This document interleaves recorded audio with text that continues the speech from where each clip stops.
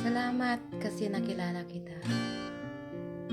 Salamat kasi naging bahagi ka sa buhay ko. Naging bahagi ka kung paano ako nagbago. Pero salamat sa lahat-lahat, hanggang salamat na lang to. Kasi ayaw ko nang bumalik sa'yo. Ayaw ko nang balikan ang mga pangit nating nakaraan. Pero salamat kasi nakilala ko yung tunay na ikaw. Doon ko rin nakilala ang sarili ko. Hindi pala dapat na ipagpatuloy natin ang isang relasyon na alam kong hindi tayo nagkakasundo sa bawat plano.